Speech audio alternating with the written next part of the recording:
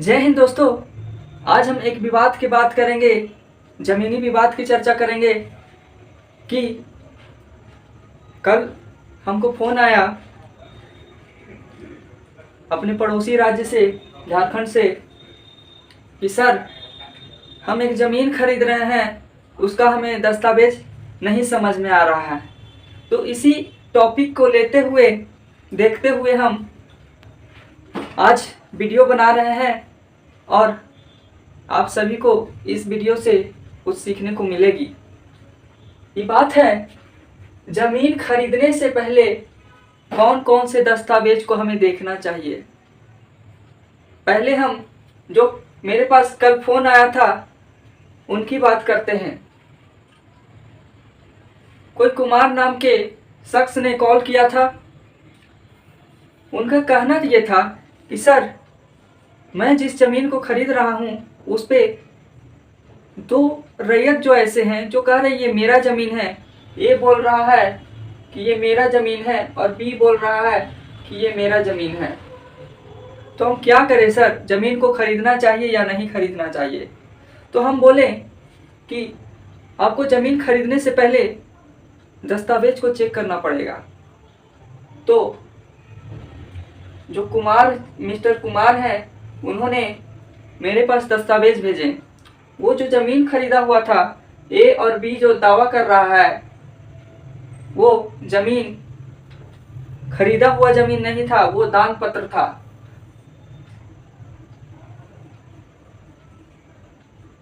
दान पत्र के माध्यम से उस ज़मीन को प्राप्त किया गया था। और इस दान पत्र में बी जो मिस्टर कुमार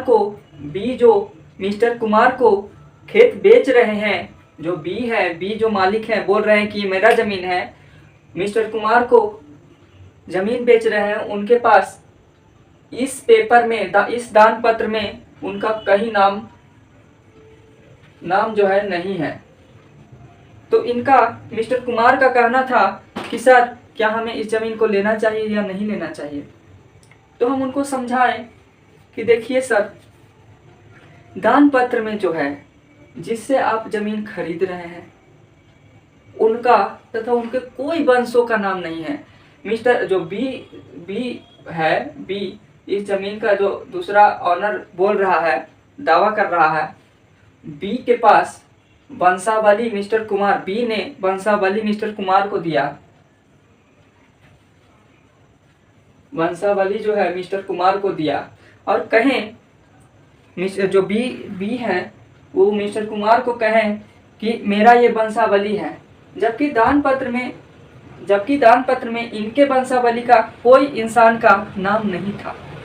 तो हम कैसे मान लें कि जो ये प्लॉट है, ये ज़मीन है वो बी का है। जो दूसरे मालिक बोल रहे हैं कि ये ज़मीन मेरा है, दूसरा रैयत बोल रहा है, कायम कर रहा है कि मेरा ज़मीन है, तो ये ज़मीन इसका नहीं है।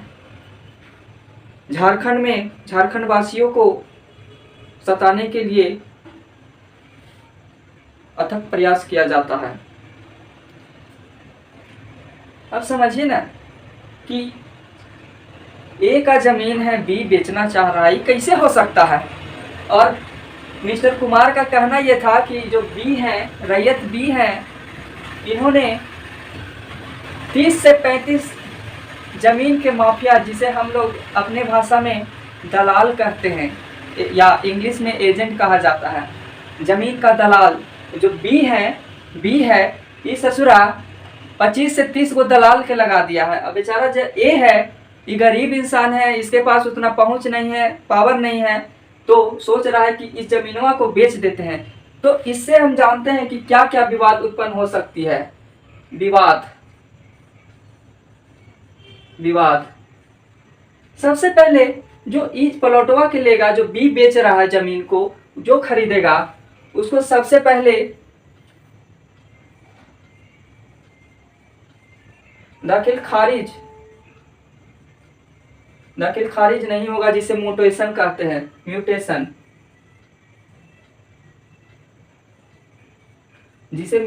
कहते हैं, वो नहीं होगा। जब वो म्यूटेशन दखल खारिज इस जमीन पर नहीं होता, ये जमीनवा जो बेच रहा है बीबो का, ये जमीनवा के दखल खारिज नहीं होगा, तो क्या लगता है कि ये जो मिस्टर कुमार जो हमारे क्लाइंट थे वो ले लेंगे, तो वो इस जमीन का अधिकार उनको संपूर्णतः मिल जाएगा, पूर्णतः मिल जाएगा? नहीं मिलेगा। और दूसरा विवाद इसमें बोला जाए, ये पहला हो गया, पहला।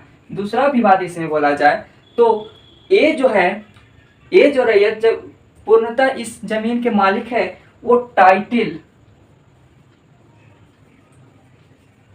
सूट नामक केस कर देगा, केस कर देगा। तो मेरे क्लाइंट जो है मिस्टर कुमार, वो फंस जाएंगे इस जमीन में। मानते हैं कि 2 लाख का जमीन है, ये 2 लाख का जमीन है, तो 2 लाख का जमीन तो बेचारा मिस्टर कुमार का चला जाएगा। तो क्या उनको जमीन खरीदना चाहिए?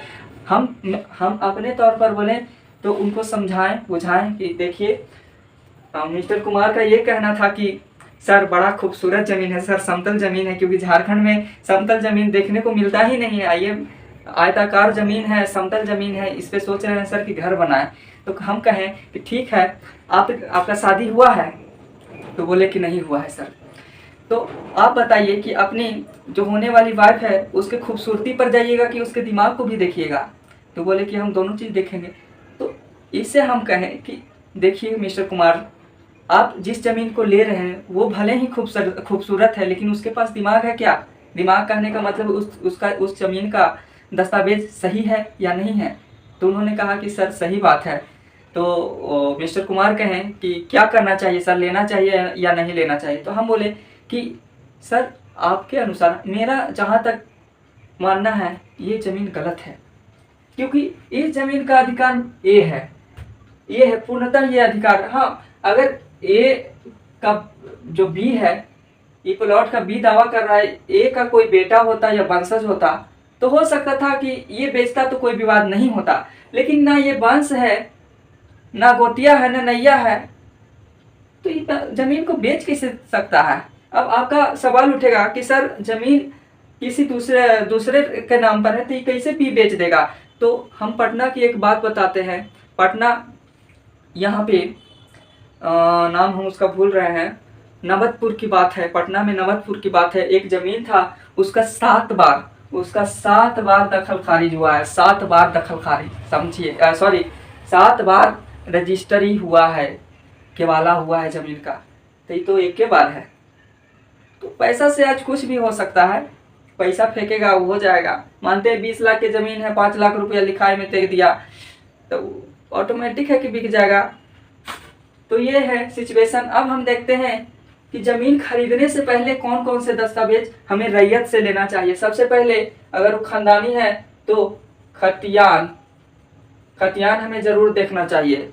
पुराना खतियान, सीएस का खतियान, जो कि झारखंड में कैडेस्ट्रल सर्वे से ही आज तक जितना कागजात है, नापी है, नक्शा है, सब सीएस से चलता है, जिसे कैडेस्ट्रल सर्वे कहते हैं, सीएस सर्वे कहते हैं। सीएस सर्वे, कैडेस्ट्रल सर्वे यह 1921 में संपादित हुई थी, खत्म हो गई थी। समझ में आया? तो खतियान को देखना चाहिए। दूसरी बात, अगर खतियान नहीं है, केवाला ट्रांसफर है, केवाला और बड़ा लिखते हैं, केवाला ट्रांसफर है, केवाला ट्रांसफर है, तो उसको में केवाला ट्रांसफर है तो इसमें रैयत का सबसे पहले आधार कार्ड, और पहला ये, और दूसरा जो है उसका दूसरा डॉक्यूमेंट लेना पड़ेगा, जैसे पैन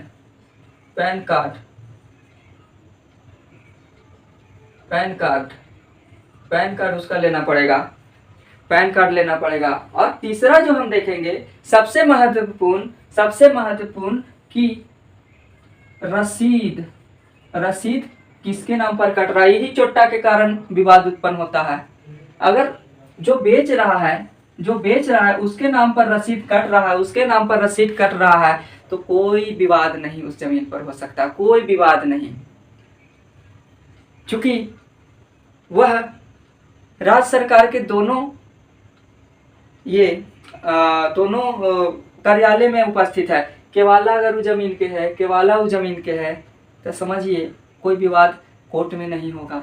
और दूसरी बात, रसीद कट गया होगा, रसीद कटते आ रहा है तो राज्य सरकार के पास, भू राजस्व के पास उसका मेंटेनेंस रिकॉर्ड दिखता है, रिकॉर्ड दिखेगा तो वो ज़मीन विवादित नहीं होगी। और विवादित अगर हम मानते हैं कि ठीक है हमको और देखना है कि विवाद है वो ज़मीन पर नहीं है, तो आप सीधे सीधे ज़मीन का यहाँ पे लिखते हैं, ज़मीन का नापी या मापी, ज़मीन का मापी या नापी करवा दें। अगर आप जो ज़मीन पर मान लेते हैं कि ये प्लॉट है, इसका नापी करवाते हैं अमीन द्वारा, तो वहाँ ऑटोमेटिक है कि विवाद अगर होगा तो दिख जाएगा और नहीं विवाद होगा तो नहीं दिखेगा। और चूंकि थोड़ा बहुत विवाद रहे कि एने से हमारा 2 फीट ज़मीन है, एने से 2 फीट, तो उसको अमीन सुलझा दे सकता है। लेकिन दस्तावेज से विवाद होगा, जैसे बी जो है मिस्टर कुमार को बेच रहे थे, तो वो तो ज़मीन बेचारे मिस्टर कुमार लेते तो पूरी तरह पूर्णतः फंस जाते, क्योंकि मिस्टर बी का कोई ये ज़मीन है ही नहीं, जब भी है तो ए का ज़मीन है। अब हो सकता है कि ए ने बी को बेच दिया हो और बी ने केवाला नहीं करवाया हो सकता है ऐसा।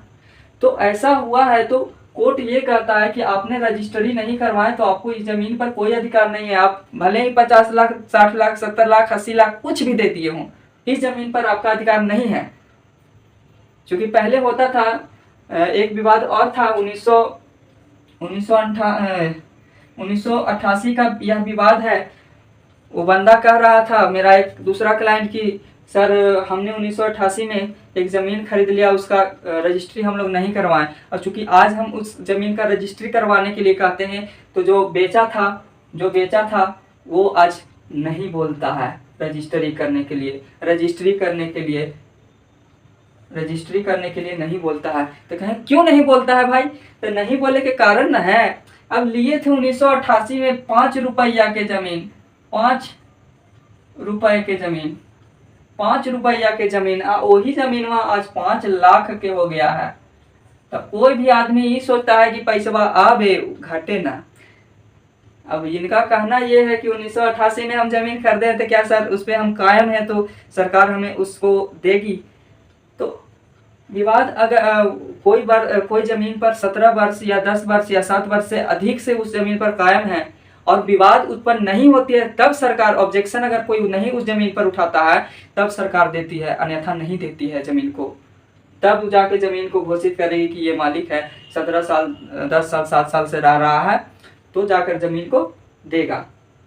तो हम देखें कि भैया ज़मीन खरीदने से पहले खतियान देखना होगा, उसके बाद हो सकता है कि केवाला ट्रांसफ़र होगा। तो केवाला ट्रांसफ़र होगा तो केवाला को सही तरीक़ा से चेक करना है, सही तरीक़ा से चेक करना है। जैसे बचपन में जो ABCD चेक होता था ना, और ये मैथ का क्वेश्चन जोड़ घटाव गुना भागा सही तरीक़ा से चेक होता था ना, उसको उसी अनुसार से एक एक वर्ड को हम पढ़ेंगे, एक एक वर्ड को पढ़ना है। हो सकता है कि कोई मिस्टेक वहाँ पे हो, एक एक वर्ड को पढ़ना है। फिर उसके बाद रैयत का जो मालिक है ज़मीन के, उनका आधार कार्ड लेना है, पैन कार्ड लेना है, उसके बाद रसीद को देखना है, तब जाके संतुष्टि मिलेगा कि ये ज़मीन सही है।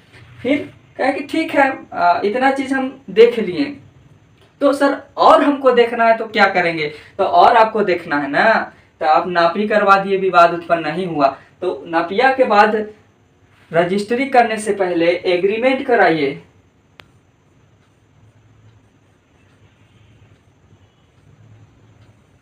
एग्रीमेंट करवाइए, उसमें लिखवाइए कि हम इतना महीना में इस ज़मीन को पैसा देवेंगे, और उस ज़मीन में अगर कोई विवाद होती है तो जो बेच रहा है वो केवाला होने से पहले मेरा सारा पैसा को ट्रांसफ़र कर दे। उस ज़मीन में, उस एग्रीमेंट में लिखेंगे, तब जाके सही तरीक़ा से आप ज़मीन को खरीद सकते हैं। नहीं तो ज़मीन का उत्पादन नहीं हो रहा है। अगर आप 10 लाख का ज़मीन लेते हैं, टाइटल सूट हो जाता है, टाइटल सूट केस हो जाता है, टाइटल सूट केस हो जाता है, तो आप 10 लाख के ज़मीन वहाँ लीजिएगा ना, तो आपका 2 पीढ़ी लड़ते लड़ते मर जाएगा, लेकिन उस ज़मीन का केस सॉल्व नहीं होगा। समझ में आया? तो ये था मिस्टर कुमार की कहानी, जिसके माध्यम से आप सभी को बताएं, सिखाएं, समझाएं। आप ऐसे ही सिर्फ देखते नहीं रहिए, इस चैनल को सब्सक्राइब भी कीजिए। जिससे कि हम आपकी सहायता कर सके। देश के हर कोना में कर रहे हैं, जहाँ जहाँ ये वीडियो बनेगा और जिस देश के हर कोना में जो विवाद जमीन का उत्पन्न होगा, वो रोशन कहता है, रोशन सिंह बोलता है, उसको सॉल्व करने का दावा रखता है। समझ में आया? समझ में आया? तो कांटेक्ट करने के लिए 9693014493 पर आप कॉल कीजिए और हमसे पर्सनली बात कीजिए। कोई विवाद होता है तो इसमें आपको 1 रुपया चार्ज नहीं देना पड़ेगा। हाँ, दूसरी बात यह है कि चैनलवा के सब्सक्राइब कर लीजिए। समझ में आया? तो आज के लिए इतना ही। अब अगले वीडियो में और सही तरीके से और व्यवस्थित रूप से कोई और टॉपिक पर बात करते हैं। जय हिंद।